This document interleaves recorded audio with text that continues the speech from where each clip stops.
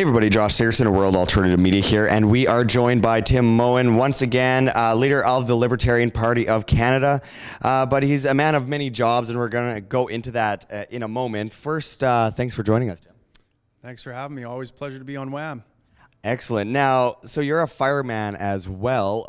Probably one of my worst fears is walking into a burning building. So big kudos to you. That's a heroic job. Now, we always hear from statist-oriented people that without government, houses would burn as firemen wouldn't exist. There'd be no roads, etc., as if no one knows how to be responsible, aka the hallmark of freedom itself. Can you go into how you see these systems working in a more voluntarist-oriented private contract system?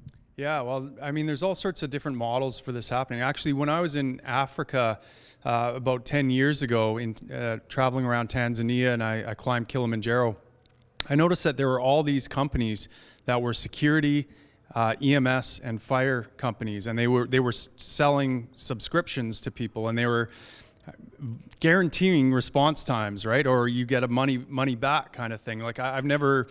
What the fire departments I've worked for, we don't have a money back guarantee if we don't make it there under a certain amount of time.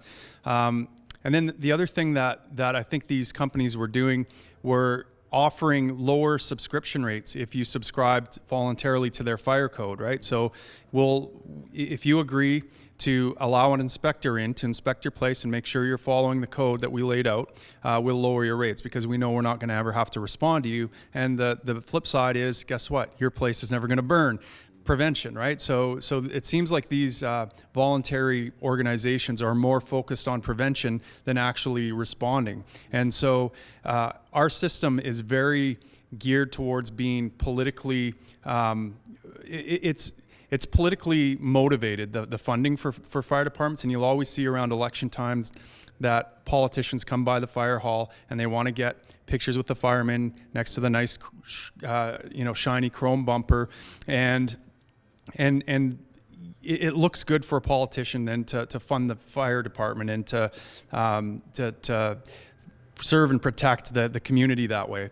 But the free market seems to be less geared towards response and more geared towards preventing it from ever happening in the first place. And actually, Rural Metro, it was a private company in Scottsdale, Arizona. The guy started it in the 40s. One of his neighbor's houses burned down, and he said, we have to do something about this. So he bought his own fire truck, and then he went around and sold subscriptions to the neighbors.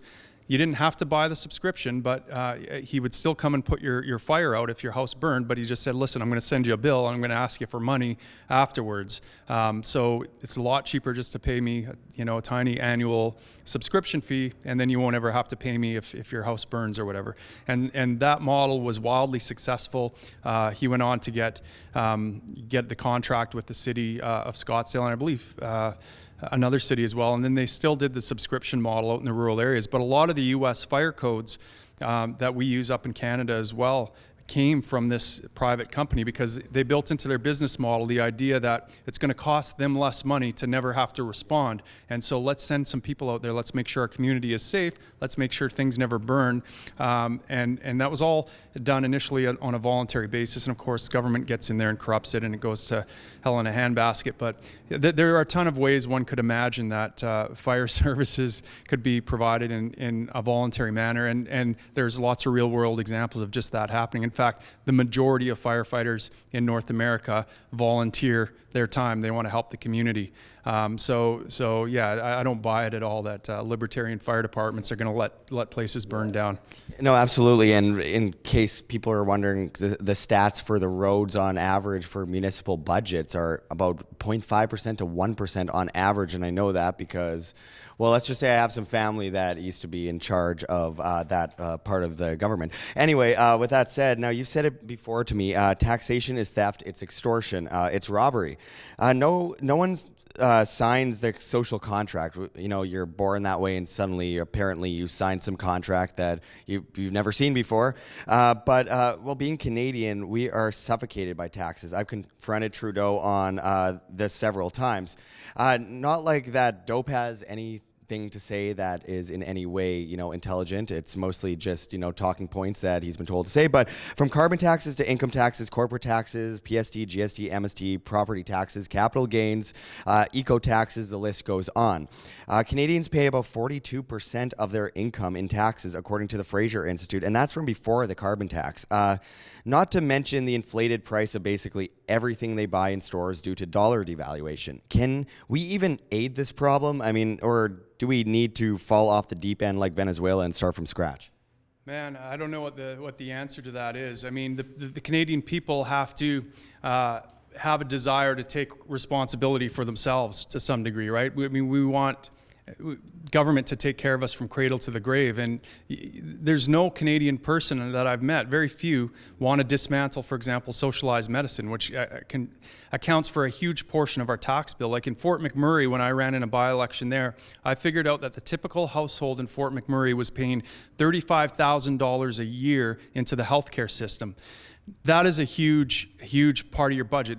Our healthcare is not free in Canada, and so anytime, it bugs me when people say that you've never been bankrupted by the healthcare system in Canada. Yeah, anyone who has been bankrupted in Canada has been done so in part by the healthcare system, because when you're paying 42% of what you earn to the government, and most of that is going to healthcare, or a good chunk of it, you can't tell me that the healthcare system don't bankrupt people. It has a hand in bankrupting almost everyone who goes bankrupt in Canada. It ruins them financially, and so yeah, this is a huge problem. But people have no idea how to take responsibility for themselves, and nor do they want to. And so until we start to see a cultural shift in people where they are dealing with their own problems, that they're willing to take that on themselves, where they're dealing with their own stress and anxiety, managing it themselves, where they're thinking clearly about the role of government,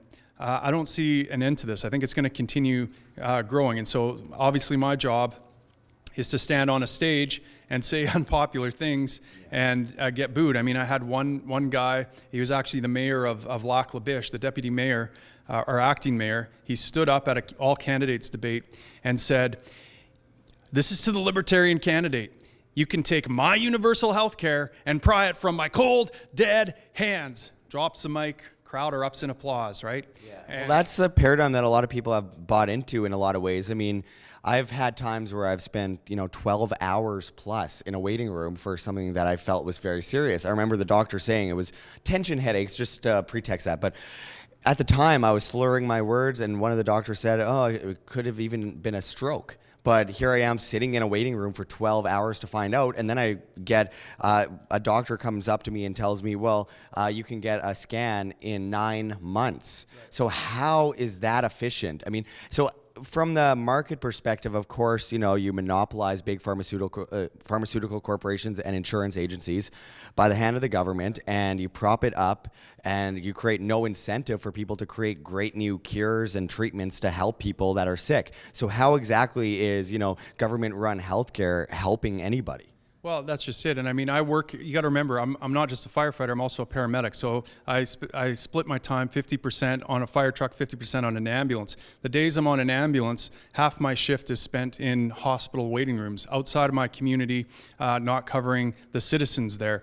And, most people don't know this. And of course, we are under a gag order. Like our healthcare bosses make us sign a non-disclosure agreement, and so I could probably even get fired for talking about this on air, about how long the waits are in the hospital and how we're used as a stopgap for a failing healthcare system where we're providing care to patients in a hospital on a cot without the proper tools, and it is a terrible thing to see firsthand and be in the trenches day after day, but we're like boiled frogs, right? I mean, we've gotten used to it as Canadians, and we would rather stand in line in a long bread line than go to to get our free bread than to go to a supermarket and pay pennies to get a plethora of bread that's waiting there for us, right? Yeah, free but inefficient seems to be a lot more attractive to most people, unfortunately, than, and I should put free in quotations, because obviously it's not free, it's stolen money,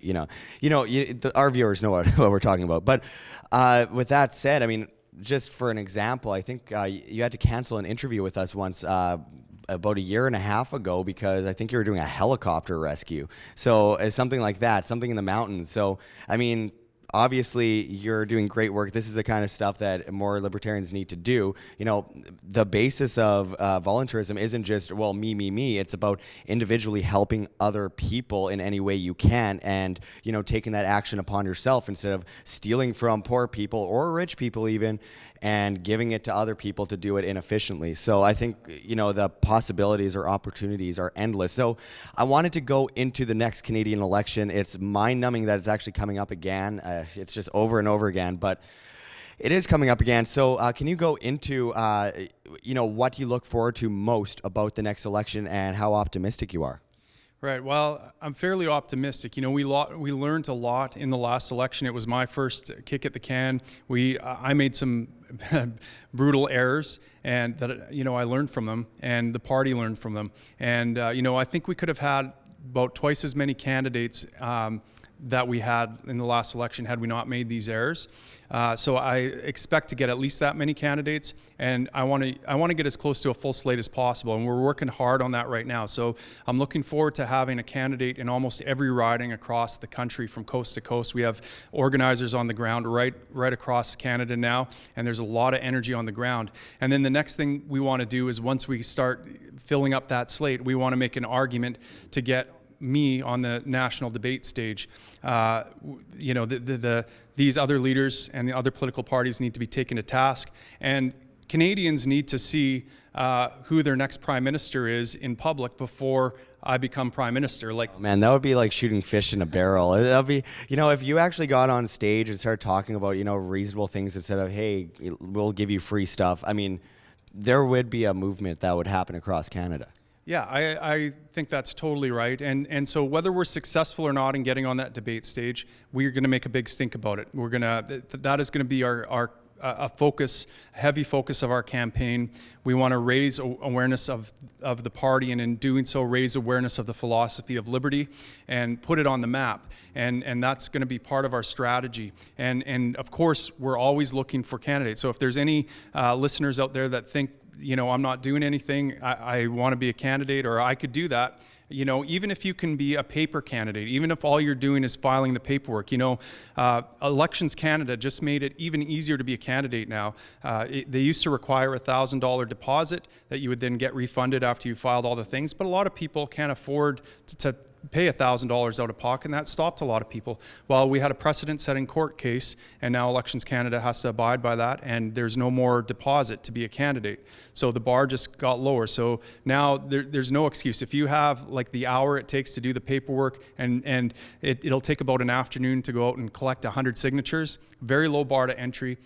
You get on the ballot, and you, just by doing that one act, raise the visibility of liberty and bring it into the Canadian consciousness. And that's the only thing I believe that will change our course. It's not going to be even electing me to be prime minister. That won't necessarily change the course, because I can't legislate against culture. I'm going to be constrained by the Canadian people and by culture. The only thing that's going to change is the attitudes of Canadians and the culture of Canadians demanding it. And the only way that's going to change is if we get the word out. And this is a really good way of doing it. It doesn't take that much time. And you can put in as much as you want. If you want to go to all the debates and participate and go door to door, great, more power to you. But we're just even looking for people that are willing to have their name stand on the ballot right now, because that's huge. Well, it's all about education too, because as you mentioned, you know, once you're prime minister, there's still the fact that there's a good chance most Canadians still won't understand a lot of the platforms. And, you know, that's the way that we've mostly been brought up with, through our school system, through the media, etc. So I'm not blaming people for not understanding the issues. I just think that, you know, when it comes down to it, it's so incredibly crucial that people understand, you know, free markets. They understand sound money. They understand, you know, freedom in general, because, you know, it's a basis of humanity itself. The only person you truly have control over in your life is yourself. And without that, you kind of lose the basis of life itself. So it's so important to get that message forward. Now, finally, Tim, I know there's a lot of people that might be naysayers, like, oh, you're not going to get in. Some people say, yes, you are going to get in. What do you think your chances are, regardless of the debates, to possibly, get a few seats and actually try and change a few things from within? Because, I mean, even if nothing comes of it, like when it comes to government, there's still going to be a lot of people who will be educated, much like Ron Paul, went out and caused the Ron Paul revolution, and he might not have gotten in, but we see it to this day. That's why Anarchapulco here in Acapulco, Mexico is happening, and why I'm sweating my face off right now. So what do you think? Is there a possibility of you actually winning? Because that is the main thing that I hear from people. Yeah, well, it depends what you mean by winning, right? Like to me, a win is all the other parties have to adopt our platform to appease the Canadian people. And so regardless of who wins the election, it's the culture that matters, not the government. And so I want to win culture. We're the only party that's even competing in that game. And we're seeing this because, I'd like to have our party take some credit for the fact that Maxime Bernier ran a strong campaign in a mainstream party on a fairly libertarian platform that was largely stolen directly from us. And we want that. We want politicians to identify as libertarian, to have to adopt our policies and put them out there in order to get elected. That's a win for me, and we're the only party that is actually moving that needle. So whether I can win an election or not, that remains to be seen. If we have the right riding and if the forces all come together, that's great. But at the end of the day, we're the only party that I can see that is doing the necessary work to actually shift culture, because that is the most important thing to us. That's the win for us. And the other parties are focused on getting power, like getting that ring of power is the win for them. For us, throwing it in Mount Doom is the win for us, and that's what we're trying to do. And we're the only ones working on it, and we're seeing definite effects in culture. Brian Jean, the leader of the Wild Rose Party, identified as libertarian when he came out. Maxime Bernier in his run. I've seen multiple politicians now identifying as libertarian. It's becoming, we're the cool kids now. And they're looking at us as influencers, and I've been getting offers from mainstream parties as well throughout my tenure as leader here, because they obviously see that there's an attraction to the message. And so we're having an influence. We're starting to win this thing, and momentum is building. So I'm encouraged by that, and I think in the end, liberty, love, peace is going to win. It can't not win, and whether I get a seat in power or not is irrelevant. In some aspects, I would rather not go into that cesspool and have to wear a hazmat suit. I'd rather go into a burning building than go into Parliament. But we're gonna do our best to put liberty on the map. And if, as a byproduct, we win a seat, more power to you. And by the way, if Justin Trudeau made good on his campaign promises for proportional representation, we'd probably have 7 seats right now in Parliament. If people were able to vote for the politician that they liked, we'd have some seats in Parliament. Right now, the whole society is geared towards keeping the bad guy out of office. So when you're voting for the Conservatives, you're not voting for the Conservatives, you're voting against Justin Trudeau. When you're voting for Justin Trudeau, you're not voting for him, you're voting against the Conservatives, because you fear that group of people is going to ruin everything, and it's going to be catastrophe. So everything is fear-based, everything is against. You're voting against the worst evil and never for the greatest virtue. And so that narrative has to change, and until it does, we realistically don't have much chance, I don't think, of staying principled and winning a seat in Parliament. But you never know. There's always that one riding that is amenable to libertarians. And I'm sure there's a riding out there, a lot of rural ridings, they just don't have any use for government. They don't see the value in it. So if we could convince a rural riding that, hey, don't vote Conservative, vote for actual freedom, like vote for something rather than against Trudeau. Yeah, absolutely. One of the things I really respect about you is the principle over party, which is so important today, because when it comes down to the message is the most important part. The culture is the most important part, not what the government tells other people to think or do. So yeah, with that said, I mean, it's nice to hear someone who is getting into politics that's not, for example, and I would even call it non-politics, just for the viewer's sake, but I mean, just even looking at the Conservative Party, the Liberal Party, NDP, Green, as you mentioned, it's just like back and forth, like, let's go for this guy, oh, that didn't work out, let's go back to that guy, oh, that didn't work out, and it's just over and over again obsessively. So I really appreciate the work you do, and I hope we'll be talking again. Awesome, thank you. Appreciate it, Josh. Like what you see here, OM, don't forget to check the links below. GoFundMe, Patreon. We can't do it without you. Any donation is very much appreciated, especially as we are so vastly demonetized and censored by YouTube as the ADL comes in and flags all of our content as hate speech. You can also find our Bitcoin address in the description as well as on the screen for you to scan, if you please.